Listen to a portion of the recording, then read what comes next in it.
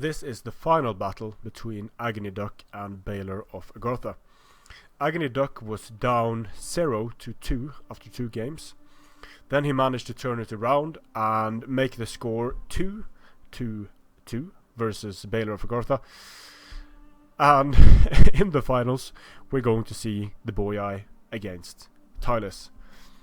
And what do you think the map is going to be? Nemetocenna, of course. It's nice that they chose Nemetocenna for the final battle, I think, because Nemetocenna is much more fair than Armavir is when you have attacker and defender roles.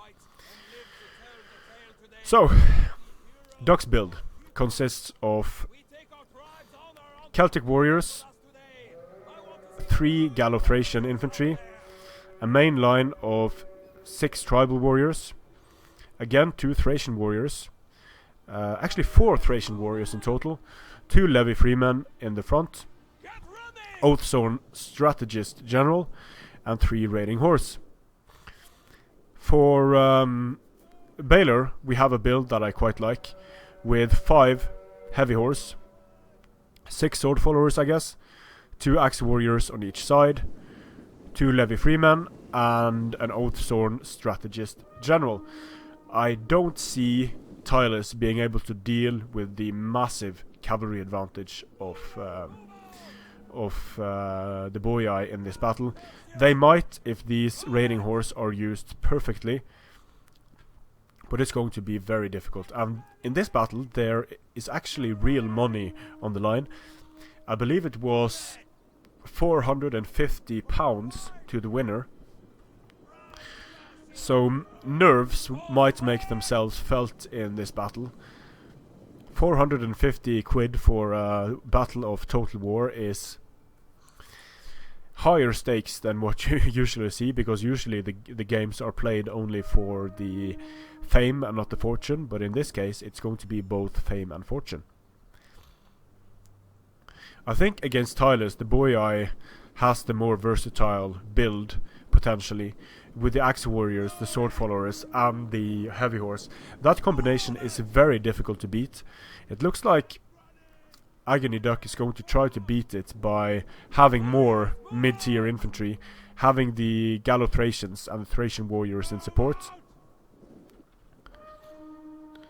The Levy freemen are screening the axe warriors. The heavy horse are also screening the axe warriors from getting charged directly. Levy freemen pushing up, perhaps trying to get some javelins in on the raiding horse. Yep, but they just did an air throw there. They're going to get charged by Gallo-Thracians, able to pull out in time, but they didn't manage to get at the raiding horse with their javelins. So while Balor was shifting to the left of his formation, AggonyDuck shifted slightly to the left of his own formation, just to increase the distance on the flanks there. Levy freemen pushing up and being annoying, perhaps just to bait some javelins and get some javelins in of their own against the Celtic warriors. The cavalry of Balor is starting to move on the flanks.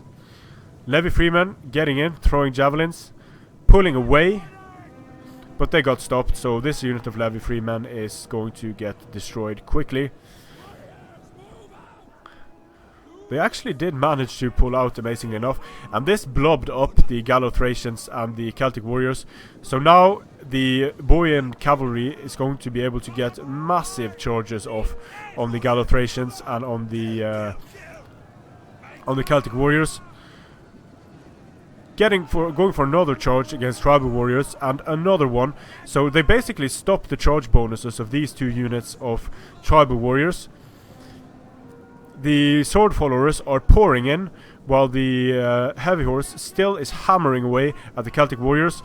Axe warriors, this is how you want to use axe warriors. Get the enemy disorganized, charge them in. It's going to do massive amounts of damage. Levy freemen charging in desperately. The tribal warriors are just losing so badly to the sword followers on the charge when they get robbed of their charge bonus. So this flank is not looking good for AggonyDuck. He's doing something nice here in refusing this flank. Tribal Warriors going in against Oathsworn. They're going to lose that engagement in devastating fashion. Using Shield Wall, but using Shield Wall can be very buggy. Let's see if there are any weird formations starting to develop here. It looks like the Shield Wall is doing fine at the moment. The Heavy Horse is still roaming free, taking some damage from the Raiding Horse, but nothing substantial just yet. Screening with Thracian Warriors. The Thracian Warriors are going to take a lot of damage on the charge, but it looks like Balor is mismicroing here, and he gets his Heavy Horse charged by the Thracian Warriors, but managed to get in another unit. And the Thracian Warriors, when they get up, should be able to destroy a lot of these Heavy Horses. The Heavy Horse is losing a lot when pulling away, but the Thracian Warriors also lost quite a lot. The Raiding Horse are getting caught by Heavy Horse and being neutralized effectively. Nicely done by Balor. Again, Raiding Horse getting caught, and this is so bad for Duck. The shield walls of the Tribal Warriors are going to enable them to stay in the fight for a bit longer, but they are outmatched here by the Sword Followers. If you look at the kills, getting the charge from the Sword Followers was very important. Here we have Gallothracians, but they're getting charged by Sword Followers, so nice baiting with Axe Warriors and then getting the Sword Followers in. This means that the Gallothracians are going to be sandwiched between Axe Warriors and Sword Followers. The Tribal Warriors are doing poorly against the Sword Followers all across the line. Using the Thracian Warriors to just screen from Heavy Horse, from allowing the Heavy Horse to get into the rear of the Tylis formation. Now they're charging in, not getting a great charge against the Axe Warriors, so Duck is just going to pull them away to go for a better charge, but they need to be really careful because there are 3 cavalry units here that are going to be able to smash them. Duck is keeping his Oathsworn in close support, more warriors here. The Raiding Horse are going down, but there are Thracian Warriors here able to take out the Heavy Horse. Very nicely done in pulling out the Levy Freemen and throwing a massive amount of javelins on the Heavy Horse. The Heavy Horse are still going to be able to get their rear charges against at least these 2 units. Actually, they were able to get rear charges against 3 units simultaneously. Very important. But the Thracian Warriors and the Oathsworn were able to tip the fight over here in the balance of Tylis. So Heavy Horse going down, Sword Followers routed off the field. The Heavy Horse are getting charged by Levy Freemen in the rear, so they should rout off the field. But the Oathsworn General of the Boii is doing fine, so is the Oathsworn General of Tylis. Tylis has a lot of dangerous infantry left coming in here, but it looks like Balor's micro is slightly quicker, so he's able to charge in with Sword Followers, counter-charging with Gallothracians, and the Thracian Warriors are going to try to get out of this, so they did not get a charge there. Tribal Warriors are duking it out against Sword Followers, and over here they are actually doing well, but the Sword Followers are getting sandwiched between Gallothracians and Gallothracians. The Sword Followers should lose there. At this point, it's it's going to be up to troop quality more than anything when all of these units are engaged. It looks like the Gallothracians are being rear charged here again, and in this late game, the 65 morale of Sword Followers is going to help them stay in the fight a lot longer than the 50 morale of the Gallothracians and the 55 morale of the Tribal Warriors. This is why I don't like Gallothracians. Their offensive potential is very good, but their morale is poor. The Oathsworn General of AggonyDuck is still doing fine, while the Oathsworn General of Balor got charged by Thracian Warriors. It looks like the Thracian Warriors are going to pull out and go for a cycle charge. The Oathsworn are following them, so they need to get attack orders soon. Sword Followers destroying the Tribal Warriors in the center. The Levy Freemen are going down. The Gallothracian infantry is going down. Gallothracians cannot stand up to Sword Followers. Thracian Warriors charging into the Oathsworn General of Balor. They're going to destroy the Oathzone General quickly here on the charge. They might lose in the prolonged engagement, but Headhunt and Battle Rhythm did wear off for the General of Balor. Still, the Thracian warriors are getting charged from multiple angles. Now there's only one unit of raiding horse left. The army is losing, so it's going to start wavering. Just getting a rear charge on the sword followers, being able to break the sword followers, but there's just so much Boii left on the field for Balor. Basically only the general left alive, and this unit of raiding horse left alive for AggonyDuck, so there's not much he can do. He's up against a mix of axe warriors, sword followers, levy freemen. The general of Balor is still alive. Javelins incoming against the raiding horse. The raiding horse is destroyed. Sword followers are going to start piling in against the Oathzone from all sides, and this is the end of the game.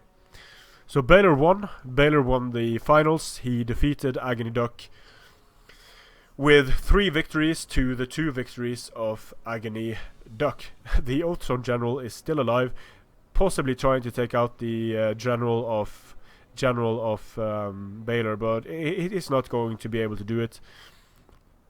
Routing off the field, and that's it. Very intense game. Another game with Tylis and the Boii. The cavalry of the Boii made the difference in this battle, and look at the kills from the tribal warriors. Tribal warriors and shield wall are going to be able to hold out for a long time, but they're not going to get very many kills. And Tylis just didn't have a response to the heavy horse that was able to destroy the raiding horse, and that was able to go for rare charges, and more importantly maybe to stop the tribals from getting their charge bonuses. And you can see how massively the sword followers, when getting their charges, outperform the tribal warriors. Not a single unit of tribal warriors were able to defeat an entire enemy unit on their own, while all of the sword followers, aside from this one, were able to destroy an entire enemy unit. And the axe warriors got some nice kills due to being supported. Both generals got nice kills. Just came down to the sword followers and the heavy horse, that deadly combination being able to neutralize the infantry of AggonyDuck. But I have to say, it was extremely impressive that AggonyDuck was able to make it to the finals and almost defeat Balor of Agartha. Balor of Agartha is playing Total War on 2 a lot more than AggonyDuck is. AggonyDuck hasn't been in a tournament for a long time, but he still showed that he was absolutely top tier in this tournament series.